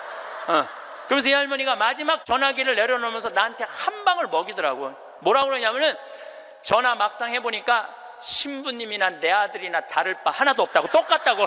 전화 끊는 거예요. 그러니까 이 할머니는 정말로 어디다 마음 둘 데가 단 한 군데도 없죠. 만약에 이 할머니가 3억을 그대로 가지고 있었다면 그 서름 안 받았을 거예요. 그 서름 안 받고 그냥 자기 인생 사는 거예요. 아들은 아들 인생 사는 거고. 그럼 서로 섭섭할 것도 없어. 원수 될 것도 없어요. 근데 뭐가 원수가 되는 줄 알아요? 줄 거 다 주고 원수가 된다니까. 줄 거 다 주고 해줄 도리 다 해고도 원수가 된다니까. 그러니까 자식한테 돈을 주는 게 아니에요. 주지 마세요. 이제 뭐하러 주세요, 자신을. 울산에서 한 할아버지가 전화를 했어요. 경찰서에. 작년에 신문에서 제가 읽은 내용이에요. 나 경찰한테 이렇게 얘기한 거, 두유 2개로 10일을 버텼다. 두유 2개로. 난 지금 죽을 것 같다. 나를 좀 살려줘라. 그래서 경찰이 가서 문을 따보니까 할아버지가 뼈밖에 안 남은 거야. 10일 동안 두유 2개로 먹었으니 뭐가, 물 10일 먹은 거하고 똑같잖아요. 그래갖고 이 할아버지 뭐 누구 돌볼 사람 없나 했더니 할머니가 1년 전에 돌아가신 거야. 여기 우리 할아버지들 많이 와서 앉아 계신데 여러분들 오늘 강의 다 까먹어도 좋아. 정말로 다 까먹어. 이것만 안 까먹으면 돼요. 여러분들은 무슨 일이 있어도 할머니보다 하루 먼저 죽어야 돼. 무슨 일이 있어도 누구보다 먼저 죽어? 할머니보다. 할머니 죽으려고 그러면 너 죽지 마. 나 죽기 전에 죽지 마. 그리고 먼저 죽어야 돼요. 그러니까 여기 효자 열보다요 악처 하나가 낫다니까요. 효자가 하루 종일 같이 있어줘요? 같이 잠자줘요? 못하는 거예요. 악처가 같이 밥 먹어주고 같이 있는 거예요.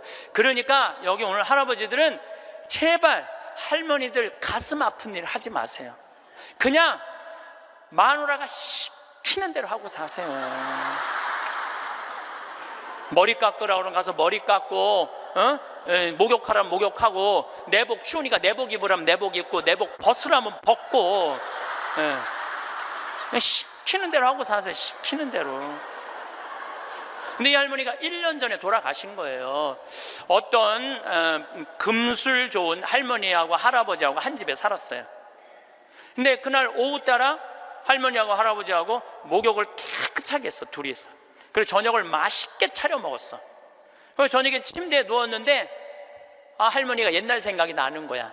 할아버지를 툭툭 치면서 여보 영감, 이렇게 깨끗이 씻고 맛있게 먹고 이렇게 침대에 누우니까 우리 신혼 생각난다. 당신 생각나? 신혼 때 당신 이렇게 냉랭하지 않았어. 당신 신혼 때 잘 때 내 손 꼭 잡아주던 거 생각나 안 나? 딱 그런 거예요. 할아버지 가만히 생각해보니까 손을 잡아줘야 될 것 같은 거야. 그래서 할머니 손을 싹 잡았어요. 그랬더니 할머니가 여보 영감, 당신이 내 손 잡아주니까 너무 행복하다. 근데 당신 생각나? 당신 신혼 때 이렇게 내 손 잡는 걸로 끝내지 않았어. 당신 잘 때마다 꼭 내버려 뽀뽀해 주던 거 생각나 안 나? 딱 그런 거예요. 생각해 보니까 뽀뽀도 해줘야 될 것 같은 거야. 그래서 할아버지가 할머니 손을 쫙 잡은 상태에서 고개를 돌려서 뽀뽀를 쭉 해줬어요. 근데 할머니가 너무 여보 영감, 당신이 내버려 뽀뽀해 주니까 나 새댁된 기분이야. 너무 행복하다. 여보 영감 너무 고마워. 근데 여보 영감, 당신 생각나? 당신 신혼 때 내버려 뽀뽀하는 걸로 끝내지 않았어. 당신 그 이로 내기 잘근잘근 애무해 주던 거 생각나 안 나? 딱 그런 거예요. 그랬더니 그때서 할아버지가 얼굴이 울그락불그락 하면서 확 이불을 내던지고 나가버린 거예요. 그래갖고 할머니가 여보 영감 어디가? 문 열고 나가는 할아버지한테, 그랬더니 할아버지가 딱 문지방에 서서 할머니를 딱 째려보고 이렇게 말을 했어요. 기다려, 이빨 갖고 올 테니까. 딱 그랬다는 거 아니에요. 이제 여러분들 노인들은요 부부밖에 없어요. 정말 부부가 귀하게 여겨야 되는 거예요. 그런데 이 할머니가 1년 전에 돌아가신 거예요. 딸은 하나 있는데 교통사고를 갖고 인사불성이 된 거예요. 딸은 인사불성이 된 거예요. 누구 돌볼 사람 없나 했더니 이 할아버지 3층짜리 빌딩을 갖고 있었던 할아버지야. 3층짜리 빌딩을 갖고 있고 그 옆에 4평을 달아서 거기서 폐지를 모으고 살았던 거예요. 거기서 월세도 나오는데 이 할아버지는 버는 법은 배웠는데 쓰는 법을 못 배운 할아버지예요. 쓰는 법을 못 배운 할아버지. 여기 계신 분들도 많습니다. 예, 많아요. 정말로 개처럼 벌어서 짐승같이 써야 되는데 개처럼 벌어서 개처럼 쓰는 사람들 많아요. 제대로 돈의 가치답게 쓰지 못한 분들 너무너무 많아요. 많은 경우 여러분들 폐지 줍고 다니는 분들 많죠. 할머니 할아버지 그런 분들 중에 대개 자식들한테 몇 천만 원 몇 억씩 다 주고 자기는 폐지 줍고 다니는 사람들 많아요. 실질적으로. 그러시지 마세요. 내가 행복해야 돼요. 내가 행복한 게 자식 도와주는 거예요. 그래서 제가 여러분들한테 보너스 하나 꼭 하시라고, 돈 안 들고도 할 수 있는 보너스. 내년 나중에 얘기지만은 내년 3월 25일부터 4월 20일 사이에 여기 해화동 서울대학병원에 가세요. 서울대학병원에 가면은 그 꼭대기 층에 식당이 하나 있어요. 그 식당에 가서 비싼 거 시키지 마세요. 쟁반짜장도 팔더라고요. 그럼 3명이 갖고 쟁반짜장 15,000원짜리 시키면은 셋이서 충분히 먹어. 거기서 한 11시 반쯤에 가세요. 괜히 12시 막 그 의사들 막 직원들 올라올 때 그때 가서 먹지 말고 미리 한 11시 반쯤에 가서 거기 가서 쟁반짜장을 드세요.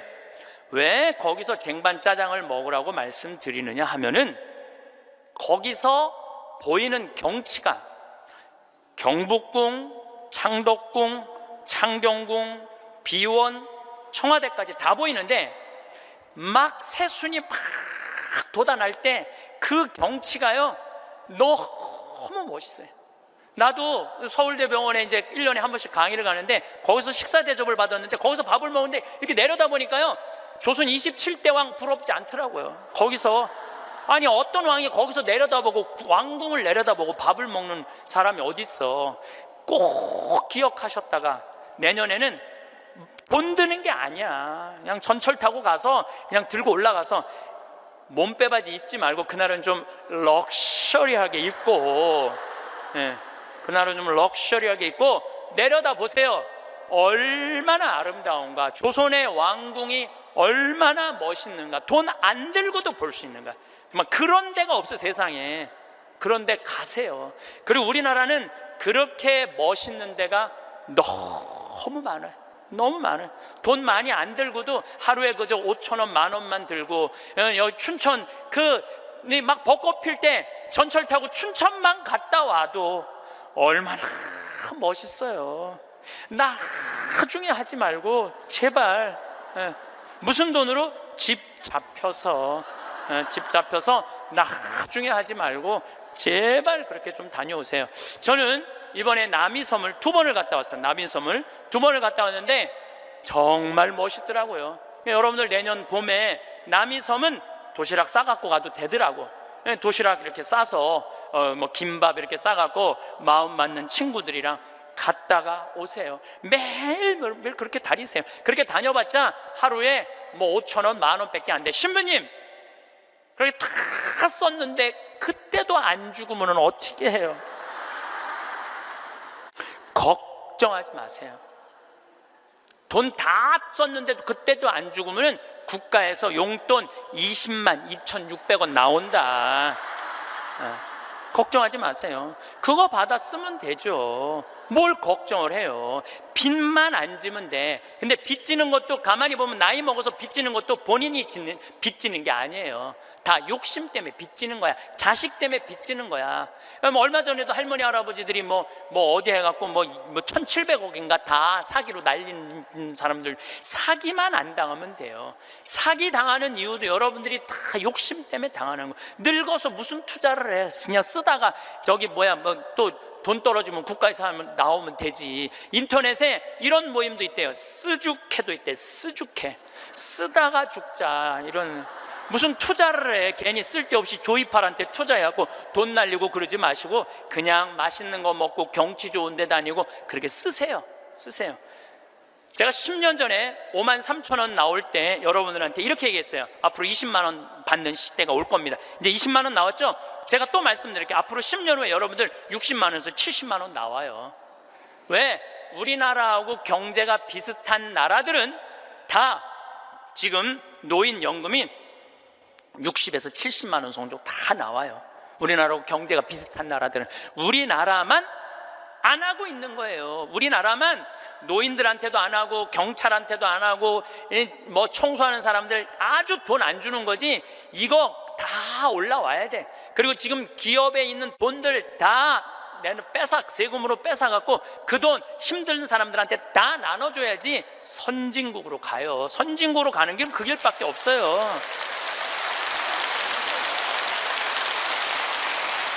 미국은 가보니까 할머니 한 분이 95살 먹은 할머니야. 이번 LA 갔는데 나한테 용돈을 $1,000를 주더라고요. 정말로 나이 많으신 분이야. 용돈을 $1,000를 100만 원을 주는 거예요. 할머니 무슨 돈이 있어? 우리 돈 많아. 그래. 내가 그래서 궁금해갖고 물어봤어. 미국의 할머니들은 한 달에 돈 하나도 없는 분들 연금이 얼마 나오냐면 $800가 나와요. $800면 우리나라 돈으로 85만 원이 나와요. 85만 원. 그런데 85만 원뿐만 아니라 집도 없어 이런 분들은 그러면 아파트 월세까지 다 나와요. 시골은 $200, 도시는 $300 하거든 월세가. 그것까지 다 나오는 거니까 한 달에 100만 원 정도가 나오는 거야. 근데 만약에 이 할머니가 한 달에 100만 원을 줬는데 1년 연말 결산을 해봤는데 100만 원을 다 안 써서 50만 원밖에 안 썼어. 그러면은 이 할머니는 돈이 있던가 돈이 필요 없던가 하는 할머니라고. 그 다음에는 연금을 40만 원밖에 안 줘요. 그래서 미국에 다녀보면 할머니들이요 그 돈 쓰려고 얼마나 돌아다니는지 몰라요. 그러니까 쓰죽해가 생기는 거야. 쓰다 죽자. 그냥 나한테 용돈도 $1,000씩 주는 거지. 내가 그 할머니한테 5년 전에도 나한테 만나서 그랬대요. 그래서 할머니 손을 잡고 할머니 내가 한 5년 후에 여기 또 올 것 같은데 그때 또 봐요. 그랬더니 그때는 좀 생각을 해봐야 될 것 같아 그러시더라고요. 100살 땐 생각을 해봐야 되겠다 이거죠. $30,000가 통장에 넘었으면요 연금을 안 줘요. 미국도. 그러니까 자기 통장에 3,000만 원 밑으로 자꾸 만드는 거예요. 쓰라는 거예요. 근데 우리나라도 그렇게 갑니다. 분명히 그렇게 가요. 그리고 우리나라가 부정적인 요소도 많지만은 제 판단에는 앞으로 전 세계에서 가장 발전한 나라 중에 하나예요. 우리나라가. 그러니까 걱정하지 마세요. 예수님이 걱정하지 말라고 해도 뭘 이렇게 쓸데없는 걱정을 많이 하고 그래.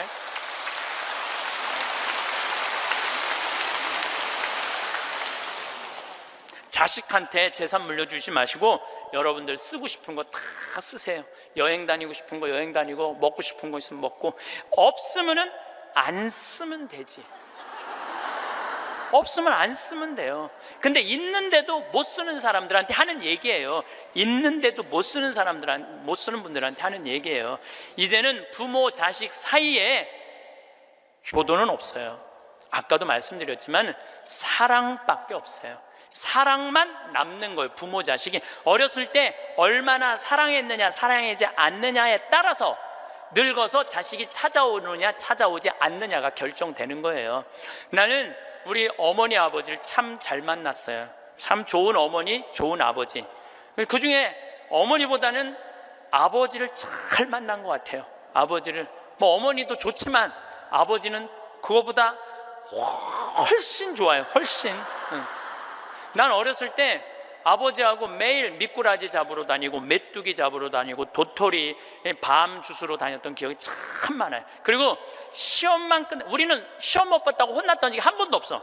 그런데 어쨌든 시험만 끝나면 아버지가 짜장면을 사서 초등학교 때 우리는 항상 나는 한 달에 한 번은 아버지하고 짜장면을 먹으러 갔어요. 내가 2년 전에 우리 형이 둘이거든요. 형들한테 이제 무슨 같이 놀면서 나 어렸을 때 아버지가 시험 끝나면 꼭 짜장면을 사줬어. 나 막내라 그렇게 사줬던 것 같아. 그랬더니 형들이 그러는 거예요.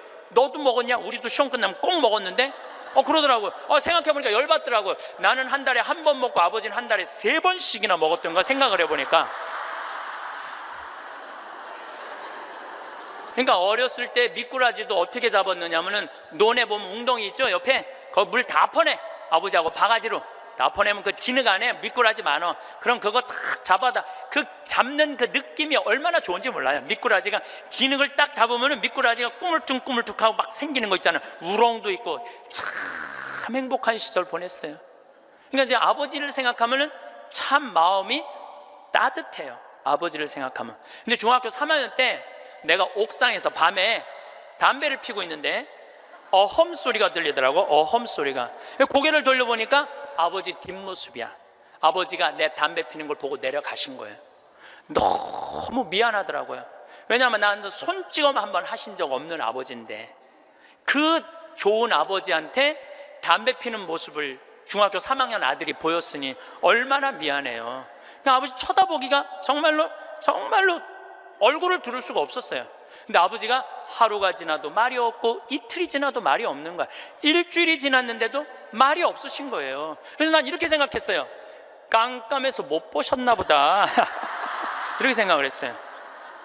근데 2주일이 됐는데 2주일째 누나가 나를 부르는 거예요. 막내야.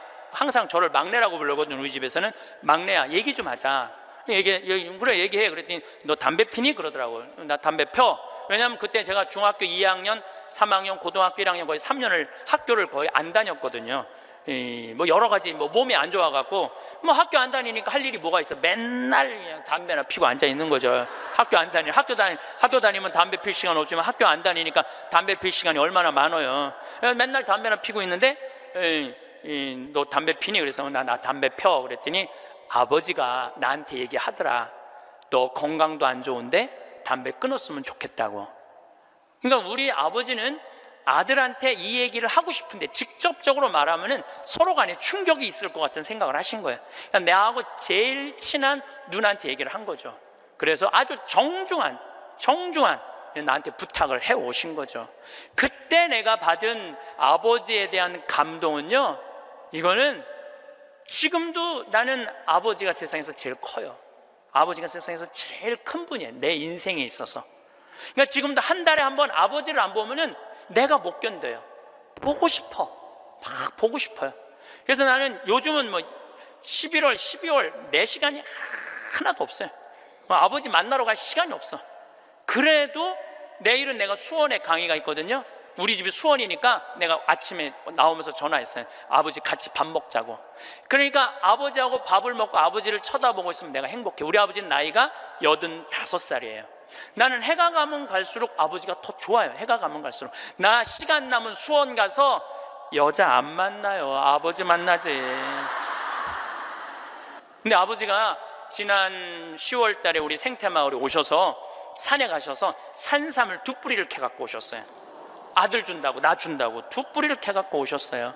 그런데 그런 거조차도 나는 오랫동안 기억에 남을 거예요. 우리 아버지는 지금 산에 가갖고 바위 틈에 그 꽃을 산삼 그거를 잎을 보셔갖고 그걸 캐갖고 이 손마디보다 약간 두꺼운 걸 2개를 캐갖고 오셨는데 지금도 나는 아버지가 90살이 되든 95살이 되든 100살이 되든 아버지를 보고 싶은 마음은 변함이 없을 거라고 생각을 해요. 아버지를 보고 싶은 마음은. 왜냐하면 너무너무 사랑하니까. 앞으로는 여러분들 펼쳐질 세상, 앞으로 펼쳐질 세상에 여러분들 자식한테 효도해라, 나 찾아와라 이런다고 자식이 찾아올 것 같아? 지금 부모 안 찾아가는 자식이 650만 명 중에 125만 명이 부모 안 찾아가요. 추억이 있어야지. 먹고 마시고 놀았던 기억이 있어야지. 늙은 아버지하고 먹고 마시고 노는 거예요. 성서 잘 묵상해 보세요. 내가 이거 첫째 시간, 이게 6강인데 첫째 시간에 먹고 마시고 노는 일이 얼마나 중요한지 아주 잘 설명을 해놨어요. 여러분들 그걸 한번 보세요. 예수님이야말로 우리를 진정으로 사랑하는 우리 진정한 왕이야. 정말 왕이 백성이랑 먹고 마시고 놀잖아요. 그럼 백성의 속마음을 다 알아요. 백성을 위로할 수 있는 거예요. 그러니까 우리의 왕이야말로, 요즘 대림절 지내시죠? 우리의 왕이야말로 진정한 왕이에요. 우리랑 먹고 마시고 노니까. 왕이 나하고 먹고 마시고 놀면 여러분 가슴 설레지 않아요? 우리나라 지금 임금이, 우리나라 지금 대통령이 백성들하고 여러분들하고 매일 먹고 마시고 놀면서 여러분들 속사정 이해해 준다 그러면은 그 대통령한테 목숨 바칠 것 같아, 안 바칠 것 같아? 대통령이 나하고 지금 청와대에서 와갖고 여러분들하고 여기 명동에서 같이 매일 먹고 마시고 놀면 목숨 바칠 것 같아, 안 바칠 것 같아요? 바치죠? 예수님한테 왜 목숨을, 여러분 예수님한테 목숨 바치는 분들이죠? 우리의 임금이야말로 진정한 킹 오브 킹, 왕 중의 왕이다. 저는 요즘 이 먹고 마시고 노는 거 묵상하면서 예수님을 더 사랑하게 됐어요. 참 좋으신 분이에요. 해리 리버맨이라는 할아버지가 있어요. 이 할아버지는 나이가 몇 살이냐면은 104살에 돌아가셨어요. 미국, 원래는 유태인이야. 폴란드에서 너무너무 가난하게 살다가 어디로 갔느냐면은 미국으로 이민을 갔어. 가갖고 뭐 정말 일을 많이 했어. 제조업도 하고. 근데 이제 77살에 은퇴를 했어요. 돈도 많이 벌고. 그래갖고 이제 미국에도 노인정이 있어요. 매일 노인정에 가갖고 할 일이 없으니까 맨날 체스를 뒀어요. 근데 81살에 같이 체스 두던 친구가 아파갖고 안 나왔어. 안 나와갖고 하루 종일 멍 때리고 있는데 거기에 자원봉사자가, 할아버지 친구 안 나왔다고 하루 종일 가만히 앉아있지 말고 옆에 화실이 있는데 그 화실에 가서 그림 좀 공부 좀 해보고 그림 좀 그려보라고 그럽니다. 그랬더니 이 할아버지가 이런 말을 해요. 나는 태어나서 지금까지 단 한 번도 붓을 잡은 적이 없다. 먹고 살기 바쁜데 무슨 붓을 그리냐. 물감이 어떻게 생겼는지도 모르고 도화지, 캔버스가 어떻게 생겼는지도 모른다. 근데 내가 무슨 그림을 그리냐, 이 81살 나이에. 그래도 할아버지 한번 가서 구경이나 해보시라고. 그래서 할아버지를 살살 꼬셔서 화실에 갔어요. 근데 이 할아버지가 화실에 가서 붓을 보고 물감을 보고 캔버스를 보는 순간 어떤 생각이 들었느냐면은, 어렸을 때 폴란드의 그 아름다운 경치를 그리고 싶었던 거야. 그래서 붓을 들어 그림을 그리기 시작을 했어요. 근데 이 할아버지가 색깔을 조합하고 그림을 그리는데 프랑스의 샤갈이라는 화가보다도 그림을 더 잘 그리는 거야. 그래서 이 할아버지 별명이 미국의 샤갈이에요. 그래서 이 할아버지가 뭐 배울 것도 없어. 기본적인 몇 가지만 하고부터 전시회를 했는데 101살까지 전시회를 해요. 근데 101살까지 전시회를 하는데 나이 먹으면 보통 전시회하면은 동네에서 그런 식으로 하잖아요. 근데 이 할아버지는 그런 전시회가 아니야. 그런 전시회가 아니라 어떤 전시회냐면 미국의 모든 미술관이 와서 이 할아버지 그림을 소장하고 싶어서 경매를 할 정도로 유명한 전시회를 해요. 101살 때 20일에 전시회를 할 때 기자 400명이 모였대요. 기자들이 물어봤대요. 할아버지한테, 할아버지 어떻게 이렇게 20일에 걸쳐서 이 세계적인 그림을 그릴 수 있느냐고. 할아버지 대단하다고. 그랬더니 이 해리 리버맨이라는 할아버지가 이런 말을 해요. 나는 내 그림이 유명한지 안 유명한지 난 잘 모르겠다. 근데 나는 81살부터 101살까지 내 인생은 가장 찬란하고 가장 행복했다. 내가 이렇게 그림을 그리면서 내 101살까지 살 수 있었던 것은 내 인생의 최대의 축복이다. 그리고 이 할아버지는 104살에 세상을 떠나세요. 여기 계신 모든 분들 지금 안에 재능이 있을 것 같아요? 없을 것 같아요? 재능이 있어요. 지금 60, 70, 80 되신 분들도 재능이 다 있으세요. 오늘 아침에 잠깐 보니까 할머니들이 시집도 냈던데, 이 한글 배워갖고 시집도 냈어요. 그런데 참 내가 보기에는 그분들 대단한 분들이에요. 뭔가를 나이를 먹어도 77살에 시금치네라는 시를 썼는데 참 멋있더라고요. 여기 계신 여러분들도 지금 안에 다 있어요. 다 있으니까 난 다 살았다, 죽을 날만 기다린다, 제발 이러지 마세요. 또 나중에 할 생각도 하지 말고 언제 해? 지금 하세요. 지금 책도 사서 읽고 글도 쓰고, 저는 문인 등단하고 이번엔 펜팔 회원이 됐어요. 글 쓰는 펜팔 회원이 됐어요. 너무너무 재밌어요. 글 쓴다는 게, 그 펜팔, 내 국제 펜팔 회원이 된 이유는 그 펜팔 회에는 되게 노벨상 받은 사람을 초대해서 강의를 들어요. 그런 강의를 듣고 싶어서 내가 회원 거기 심사해 갖고 통과가 돼 갖고 했는데, 정말 저도 나이를 먹었고 글 공부를 하면서 하루하루가 너무너무 신이 나는 거예요. 여러분들도 사는 것처럼 사세요. 제발 자식들한테 전화하고 그러지 말고, 그것도 110살에 전화해갖고 너 왜 나 안 찾아오냐 이러지 마시고, 여러분들의 인생을 사시기를 바라겠습니다. 마침 기도로 제가 자식들하고도 가장 중요한 건 사랑입니다.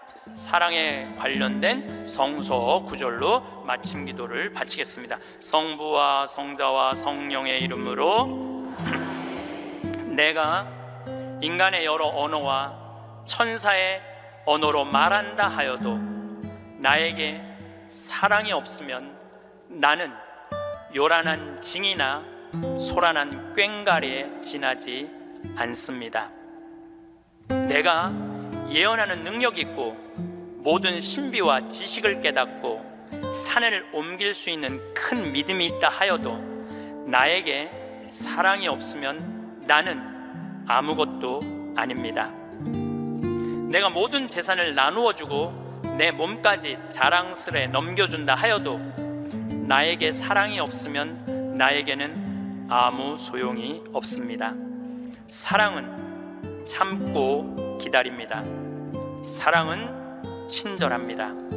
사랑은 시기하지 않고 뽐내지 않으며 교만하지 않습니다.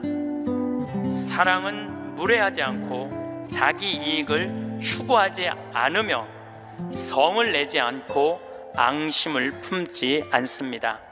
사랑은 모든 것을 덮어주고 모든 것을 믿으며 모든 것을 바라고 모든 것을 견디어 냅니다. 영광이 성부와 성자와 성령께, 성부와 성자와 성령의 이름으로 아멘. 감사합니다. 황창현 신부님께서 직접 쓰신 글입니다. 행복하려면 바로 지금 행복하라. 토끼와 거북이 2000년 만에 다시 만나다. 토끼와 거북이 이야기는 2000년 전 이솝우화에 등장합니다. 사람들은 지난 2000년 동안 느림보 거북이가 날쌘 토끼에게 이긴 시합이라고 알고 있지만 요즘 새로운 버전의 토끼와 거북이 이야기가 나왔습니다. 오랜 세월 자존심이 상한 채로 살아온 토끼가 거북이를 찾아가 재대결을 요구하면서 이야기는 시작됩니다. 거북이가 토끼의 도전을 흔쾌히 받아들여 역사적인 2차전이 벌어졌습니다. 토끼와 거북이는 재대결 날짜를 정하고 각자 만반의 준비에 들어갔습니다. 누가 이기든 세상에 소문이 날 테니 보통 중요한 시합이 아닙니다. 토끼는 무엇보다 잠을 줄이는 일이 먼저라 판단하고 신경정신과 의사를 찾아가 상담을 하고 잠을 쫓는 약을 처방받으며 만전을 기했습니다. 거북이라고 가만히 있을 리 없습니다. 거북이는 토끼처럼 뒷다리를 똑바로 세우는 연습도 해보고 등딱지를 가볍게 하기 위해 성형외과 병원에도 다녔습니다. 드디어 재대결이 시작되었습니다. 각자 맹운년을 한 토끼와 거북이는 처음부터 전력 질주를 했습니다. 하지만 쏟아지는 잠을 주체하지 못한 토끼는 어쩔 수 없이 중간에 잠깐 잠을 잤습니다. 그래도 워낙 중요한 시합이라 2시간 잘 것을 1시간만 자고 벌떡 일어납니다. 그러는 동안 쉬지 않고 달린 거북이는 마침내 결승점을 코앞에 두게 되었습니다. 거북이가 뒤를 돌아보니 토끼는 그림자도 보이지 않아서 이번에도 승리할 가능성이 높아졌습니다. 그러면 그렇지. 이솝 아저씨가 만들어낸 2000년 동안의 영웅이 하루아침에 패배자로 전락할 리가 없지. 승리를 확신한 거북이가 아주 잠깐 방심하는 사이에 토끼가 총알같이 달려와 거북이를 간발의 차이로 이겨버립니다. 이제 억울하고 분한 쪽은 거북이입니다. 묵묵한 성실함으로 지난 2000년 동안 승리의 월계관을 쓰고 명예롭게 살아왔는데 졸지에 패배자가 되다니 도저히 받아들일 수 없습니다. 절치부심한 거북이는 도전장을 내밀었고 토끼가 이를 받아들입니다. 거북이는 피나는 노력을 합니다. 뒷다리는 물론이고 앞다리까지 고추 세우는 훈련을 하고 토끼가 잠을 자는 나뭇가지에 수면 유도제 분말 가루를 달아놓고 리모컨으로 가루를 분사할 계획까지 세우는 등 치밀한 준비를 합니다. 토끼도 열심히기는 마찬가지입니다. 달리다 지치지 않도록 저명한 내과 의사에게 부탁한 특수 영양제를 먹고 그것도 안심이 되지 않아 이번 시합에는 아예 각성제를 먹더라도 잠을 자지 않겠다고 결심합니다. 다시 벌어진 3차전에서 토끼는 앞다리까지 바짝 세우고 내달리는 거북이를 보며 마음을 다잡습니다. 나무 밑에 이르렀을 때 거북이가 매달아 놓은 수면 유도제 분말가루 탓에 갑자기 졸음이 밀려와 잠시 비틀거렸지만 이래서는 안 된다며 머리를 흔들고 계속 내달렸습니다. 마침내 토끼는 거북이가 도저히 따라올 수 없게 간격을 벌리고 여유롭게 결승점을 통과했습니다. 3차전 시합까지 패배한 거북이는 가문에 수치라며 너무도 상심한 끝에 우울증에 걸리고 말았습니다. 이대로 패배자라는 낙인을 떠안고 살아가느니 죽는 게 낫다는 생각합니다. 이런 거북이를 보며 할아버지 거북이가 말했습니다. 손자야, 슬퍼하지 마라. 너는 토끼 평균 수명이 얼마나 되는지 아느냐? 토끼는 하도 빨빨거리고 뛰어다니다 보니 기껏해야 7년밖에 살지 못하지만 우리는 느리기 때문에 수명이 200년이나 된다. 원래 느린 게 우리 숙명인데 왜 되지도 않게 토끼를 이기겠다고 앞다리 뒷다리를 세우며 힘들게 사느냐. 천천히 살아라. 그게 바로 내 운명이다. 제가 하고 싶은 말은 바로 이것입니다. 지금 대한민국 부모들은 자녀들을 기껏해야 7년밖에 살지 못하는 토끼로 만들려고 안달하고 있습니다. 200년을 사는 거북이를 닮으면 절대 안 된다면서 채찍질을 하며 잠도 재우지 않고 공부를 시킵니다. 얼마 전에 지인으로부터 잊지 못할 이야기를 들었습니다. 서울의 어느 유치원에서 아이들을 숲속에 데려가 자연과 호흡하게 했는데 아이들이 살랑거리는 바람 속에서 흙냄새를 맡고 나뭇가지에 숨어있는 작은 벌레들과 대화하며 그렇게 좋아하더랍니다. 그런데 한 어머니가 달려와 원장에게 이런 말을 했답니다. 아이들이 숲속을 걸으면서 영어 단어 하나라도 더 외우게 하면 참 좋겠네요. 다음엔 꼭 그렇게 해주세요. 참으로 안타까운 일입니다. 여러분, 행복하려면 지금 바로 행복해야 합니다. 내가 지금 행복해야 내 자녀도 행복해질 수 있습니다. 이상으로 책틀맨이었습니다. 지혜를 쌓는 당신의 오늘이 아름답습니다. 더 좋은 영상으로 찾아뵙겠습니다.